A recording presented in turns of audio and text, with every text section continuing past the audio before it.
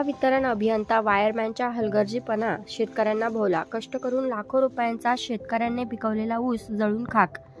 31 डिसेंबर रोजी पैठण तालुक्यातील लोहगाव परिसरातील 74 जळगाव शिवारात महावितरण वीज कंपनीच्या ऊस पिकाला टेकलेल्या तारांचा शॉर्ट सर्किट झाल्यानं आग लागून 2 शेतकऱ्यांचा 2.5 एकर ऊस जळाल्याने शेतकऱ्यांचे लाखो रुपयांचे नुकसान झाले आहे.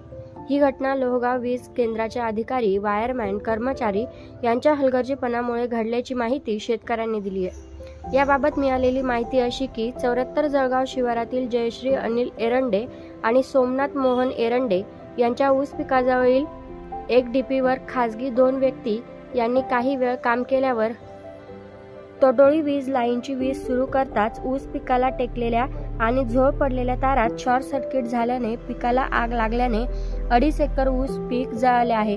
ही आग विझवण्यासाठी गावातील तरुण नागरिक धावले, परंतु आग जास्त प्रमाणात वाढल्याने काही करता आले नाही. ही आग केवळ वीज कर्मचारी आणि अधिकाऱ्यांच्या दुर्लक्षणामुळे लागल्याचा आरोप शेतकऱ्यांनी केला आहे. या घटनास्थळी लोहगाव केंद्राचे अभियंता ईश्वर तावरे यांची भेट देऊन पाहणी केली असता दरम्यान शेती तारा, पोल, डीपीचे कामे दुरुस्ती करावी अशी मागणी शेतकऱ्यांनी केली आहे.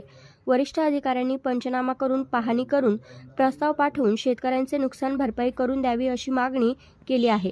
अभियंता ईश्वर तावरे महावितरण अधिकारी यांची प्रतिक्रिया घेतली असता तावरे यांना घटनांची माहिती विचारली की त्यांना टाळाटाळ करण्याचा प्रयत्न केला. मी काही सांगू शकत नाही. त्या नुकसानीबद्दल आम्ही प्रस्ताव पाठवलेला आहे. मी पाहणी केली आहे. त्या ठिकाणी गेलो होतो अशी त्यांनी माहिती दिली.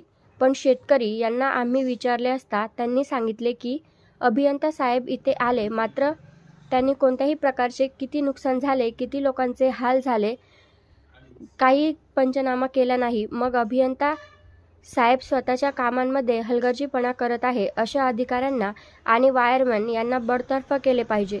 शेतकरी अधिक संकटात सापडत असतो, मात्र अशा अधिकाऱ्यांच्या हलगर्जीपणामुळे शेतकरी आज मोठ्या अडचणीत पडलेला आहे. याला कोण जबाबदार आहे?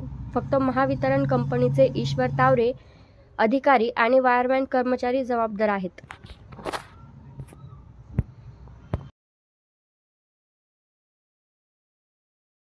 ऐतिहासिक नगरीमध्ये आपलं सर्वांचं स्वागत आहे. मी आपलं समोर अलीम शेख. आपण आलेलो आहे NEC बी ऑफिस बिडकीन या ठिकाणी. ह्या ठिकाणी कार्यकर्ता अभियंता आले होते. त्या ठिकाणी त्यांना विचारपूस एका प्रकरणासंदर्भात विचारली. घटना घडलेली आहे पैठण तालुक्यातील 74 जळगाव येथे. एका शेतकरीने 2 एकर ऊस लावलं होतं. त्या ठिकाणी मात्र ऊस त्याचं जळून खाक झालेला आहे.